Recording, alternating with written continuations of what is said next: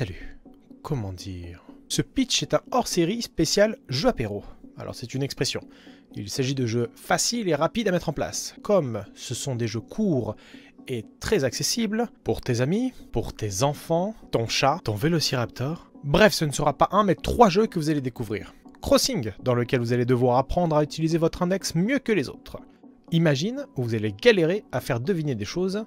Et Profiler, ici, on va comprendre à quel point vous êtes bizarre. Dans la ville de Crossing, une fois par an, tous les coups sont permis pour amasser le plus gros butin, car des pierres précieuses apparaissent sur des champignons géants. Oui, des champignons géants. Nous avons dans la boîte des tuiles qui représentent les personnages et les champignons, et des gemmes de 4 couleurs différentes réunies dans un sac. Pour mettre en place une partie, les joueurs se regardent intensément et prennent chacun un personnage à placer devant soi. Ces personnages n'ont aucun pouvoir particulier, ce sont juste des illustrations différentes. Elle est jolie celle-là. On pose ensuite sur les tuiles champignons au centre de la table 3 gemmes piochées au hasard dans le sac. Alors tout est en place, on lève l'index au ciel et on compte jusqu'à 3.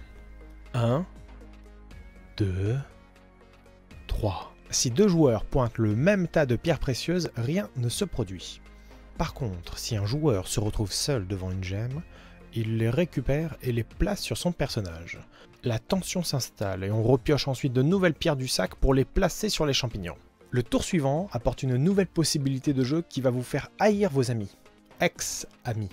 Si des pierres se trouvent sur un personnage, on peut également, à partir de maintenant, le pointer du doigt pour le piller. Cependant, le joueur qui le possède protégera son butin si arrivé à 3. Au lieu de pointer du doigt un champignon, il pose sa main sur son personnage. Ce qui signifie que ces pierres précieuses sont protégées jusqu'à la fin de la partie. Mais il ne peut pas jouer pendant son prochain tour. Bah oui, son personnage part en voyage pour cacher son trésor, normal. Maintenant, la fin de la partie survient quand il n'y a plus de gemmes dans le sac. Alors, le plus filou l'emporte.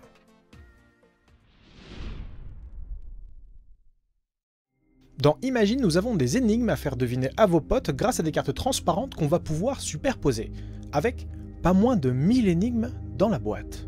Oui, 1000. Un joueur doit réussir à faire deviner à ses amis un métier, un sport, une expression, un film, un objet, un loisir ou que sais-je, une ville, bref, ce qui est indiqué sur sa carte énigme. Il annonce l'indice qu'il y a dessus.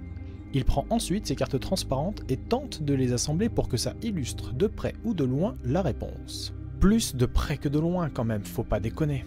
Par exemple, si je dois essayer de faire deviner King Kong, ça c'est King Kong. Ça, je suis désolé, mais ce n'est pas King Kong. Le joueur peut disposer ses cartes comme il veut, il peut les superposer, les assembler et même les bouger. Mais il n'a pas le droit de parler et encore moins de mimer.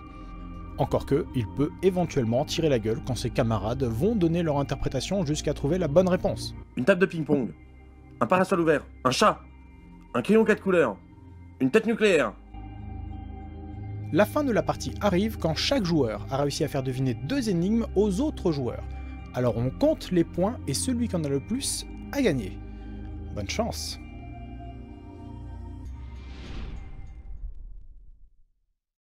Probablement le plus subtil des 3 jeux. Attention, Profiler est un jeu d'enquête collaboratif et vous êtes tous embarqués dans la même galère. Pour gagner, vous allez devoir pister un personnage avec des indices plutôt inattendus. Le jeu possède des cartes de personnages et d'indices, une échelle de valeurs, des tuiles pour numéroter les suspects et une piste de score accompagnée de son pion enquêteur. Le joueur qui incarne le Profiler pioche 6 suspects parmi les 100 proposés. Il les place devant lui, face visible, et tire au hasard celui qu'il devra essayer de faire deviner à ses acolytes. Ce tirage est secret, le Profiler ne pourra ni mimer ni parler. Au mieux, il pourra prendre un air intelligent. Et durant l'enquête, le Profiler piochera 2 indices représentés par des phrases. Il les placera sur une échelle de +5 à -5 en fonction du suspect à faire deviner. Par exemple, je tire là le numéro 6, donc je dois essayer de faire deviner Terminator. Ok.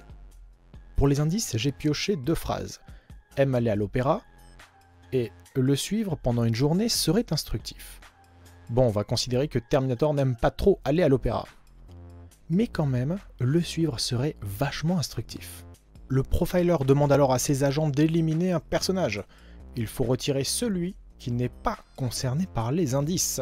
À chaque fois qu'un innocent est retiré de la liste, les joueurs gagnent 1 point, jusqu'à tomber sur le suspect. Et quand ça arrive, un autre joueur devient le profiler. Méfiez-vous, il y a des joueurs hyper bizarres qui réussiront avec l'association de suspects et de phrases clés à vous faire croire que oui, par exemple, Vladimir Poutine pourrait faire un excellent conseiller matrimonial. Attendez-vous à perdre le peu d'amis qui vous restaient. À la fin, quand tout le monde est devenu au moins une fois profiler, on compte les points. Et on découvre à ce moment-là si vous êtes plutôt mauvais, ou du genre à jouer dans les experts, ou carrément des légendes. Ça, j'y crois moyen, j'avoue. Voilà, ce hors-série est terminé. S'il vous a plu, n'hésitez pas à partager la vidéo et à me suivre sur les réseaux sociaux. Et en attendant les prochains épisodes, jouez. Sinon...